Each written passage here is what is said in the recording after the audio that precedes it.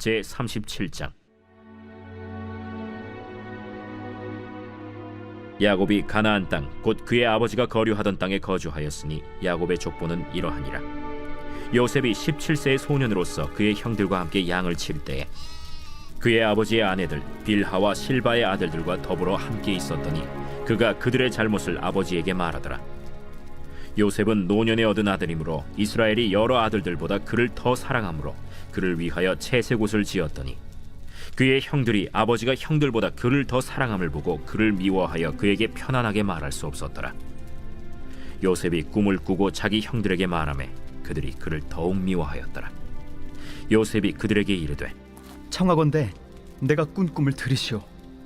우리가 밭에서 곡식단을 묶더니 내 단은 일어서고 당신들의 단은 내 단을 둘러서서 절하도이다. 그의 형들이 그에게 이르되 내가 참으로 우리의 왕이 되겠느냐? 참으로 우리를 다스리게 되겠느냐? 그의 꿈과 그의 말로 말미암아 그를 더욱 미워하더니 요셉이 다시 꿈을 꾸고 그의 형들에게 말하여 이르되 내가 또 꿈을 꾼즉 해와 달과 11별이 내게 절하도이다. 그가 그의 꿈을 아버지와 형들에게 말하매 아버지가 그를 꾸짖고 그에게 이르되 내가 꾼 꿈이 무엇이냐? 나와 내 어머니와 내 형들이 참으로 가서 땅에 엎드려 내게 절하겠느냐? 그의 형들은 시기하되 그의 아버지는 그 말을 간직해 두었더라.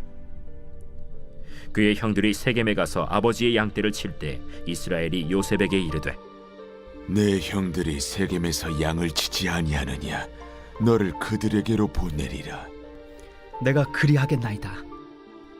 가서 내 형들과 양떼가 다 잘 있는지를 보고 돌아와 내게 말하라. 하고 그를 헤브론 골짜기에서 보내니 그가 세겜으로 가니라. 어떤 사람이 그를 만난즉 그가 들에서 방황하는지라. 그 사람이 그에게 물어 이르되 내가 무엇을 찾느냐? 내가 내 형들을 찾으오니 청하건대 그들이 양치는 곳을 내게 가르쳐 주소서. 그들이 여기서 떠났느니라. 내가 그들의 말을 들으니 도단으로 가자 하더라. 요셉이 그의 형들의 뒤를 따라가서 도단에서 그들을 만나니라. 사랑하는 성도 여러분, 오늘 아침도 하나님께서 주신 새날 앞에 우리가 또 함께 서게 되신 것에 진심으로 또 감사를 드리는 귀한 아침 되기를 바랍니다. 2026년 5월 7일 목요일 창세기 37장 1절에서 17절 말씀을 가지고 성공이 아닌 성김의 꿈이라는 제목으로 함께 말씀 나누겠습니다. 오늘 우리가 함께 열어볼 이 창세기 37장은 요셉 이야기의 첫 페이지죠. 이 이야기가 시작되는 배경을 잠깐 한번 상상해 보겠습니다. 때는 지금으로부터 약 3700년 전 가나안 땅 헤브론 근방입니다. 야곱은 이미 파란만장한 인생을 살아온 노인이고 형 에서를 피해 도망 다니던 시절, 외삼촌 라반의 집에서 20년을 종처럼 일하던 시절, 사랑하는 아내 라헬을 먼저 떠나보낸 깊은 슬픔까지 그 모든 세월을 견뎌온 야곱에게 요셉은 단순한 아들이 아니었어요.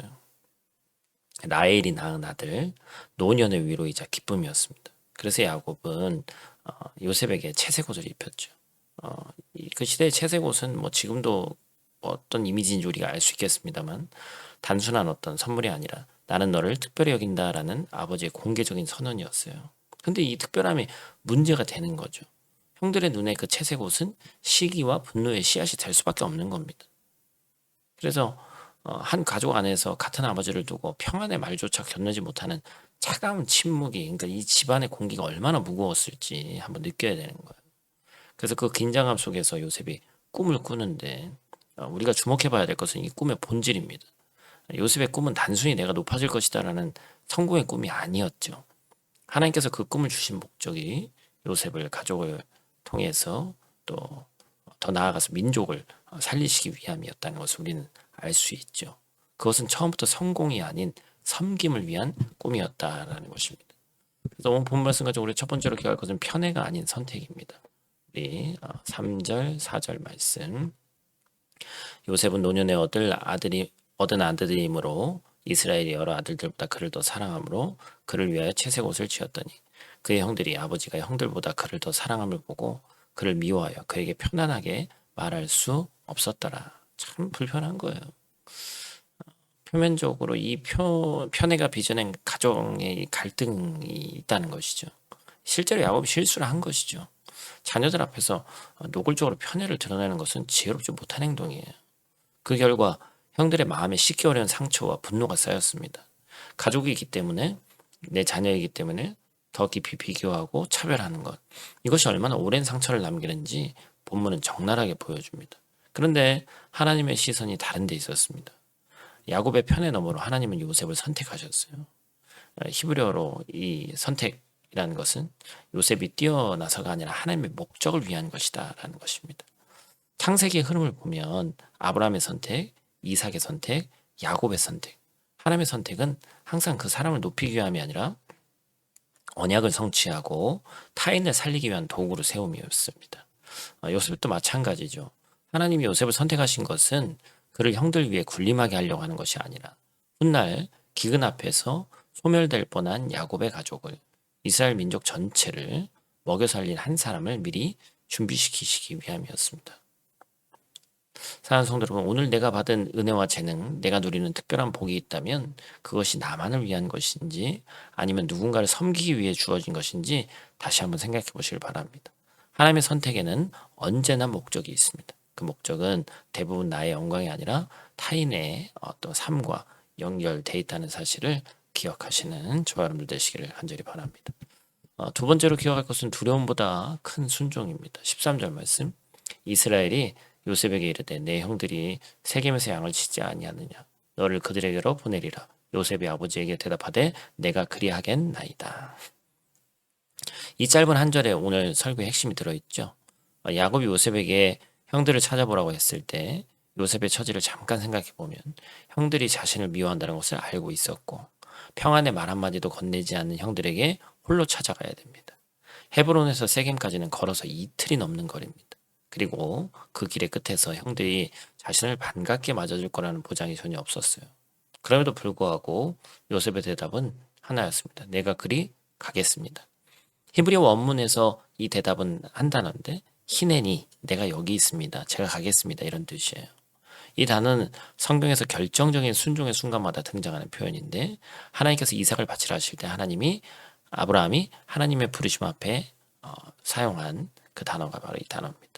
요셉은 자신이 떠난 그 길의 끝이 어딘지 몰랐고 구덩이에 던져질 줄도, 종으로 팔릴 줄도, 감옥에 갇힐 줄도 몰랐습니다. 그러나 그는 두려움보다는 순종을 선택했습니다. 그리고 바로 순종의 첫걸음이 훗날 애굽의 총리가 되어 수백만 명을 살리는 긴 여정의 시작이 되었습니다.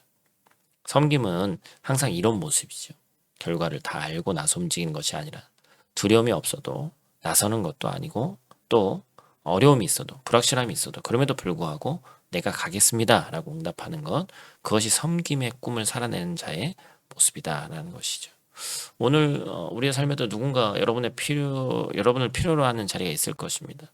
번거롭고 불편하더라도 내가 가겠습니다라고 응답할 수 있는 먼저 나서는 귀하고 복된 하루 되시길 바랍니다. 오늘 창세기 37장 어찌 보면 이 17살 소년 요셉을 통해서 우리는 두 가지를 배웠습니다. 하나님의 선택은 편애가 아닌 목적에서 비롯되고 내가 받은 은혜와 재능은 나를 높이기 위한 것이 아니라 누군가를 섬기기 위해 주어진 것이다. 그리고 섬김의 길은 두려움 없어서 가는 것이 아니라 두려움보다 큰 순종으로 내리는 길이다라는 것입니다. 요셉이 아버지의 심부름을 얻었던 그 평범한 길이 결국 하나님의 가장 위대한 구원 드라마의 통로가 되었습니다. 오늘 여러분이 걷는 평범하고 작은 순종의 걸음 위에도 하나님께서 동일하게 일하고 계심을 잊지 마시고 성공이 아닌 섬김을 꿈꾸는 귀하고 복된 하루 되시기를 간절히 축복합니다. 오늘 말씀을 가지고 좀 통하는 내용이기 때문에 어떠한 일을 할까? 우리가 먼저 불편한 일을 자원하는 사람이 됐으면 좋겠다. 가족, 동료 혹은 공동체 안에서 아무도 하지 않으려는 일이 있습니다. 번거롭고 눈에 띄지 않는 일 하나를 먼저 해보고, 그래서 요셉의 히넨이라고 했죠. 내가 하겠습니다. 히브리어로 거창한 무대 위에서가 아니라 아버지의 작은 부탁 앞에서 순종했기 때문에 더 큰 것에도 순종할 수 있었고 결국에는 복받는 인생 됐죠. 우리가 그것을 기억하시고 말씀을 적용하는 귀하고 복된 하루 되시기를 간절히 축복합니다. 우리 다 같이 있는 자리에서 함께 기도하겠습니다. 사랑이 넘치는 아버지 하나님, 오늘 아침 이 말씀 앞에 우리가 또 몸은 떨어져 있지만 온라인 말씀을 함께 나누면서 하루를 시작하는 귀한 성도들을 주님께 올려드립니다.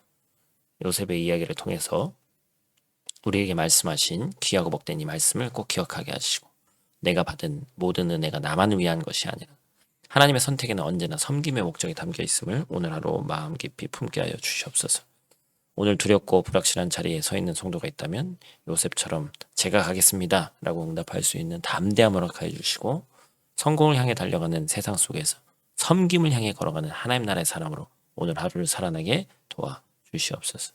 이 귀한 성도들의, 우리 성도들의 하루하루가 작은 요셉의 걸음처럼 알지 못하는 누군가의 생명을 살리는 귀한 도구 되게 하여 주시옵소서. 예수님 귀하신 이름으로 간절히 기도드립니다. 아멘.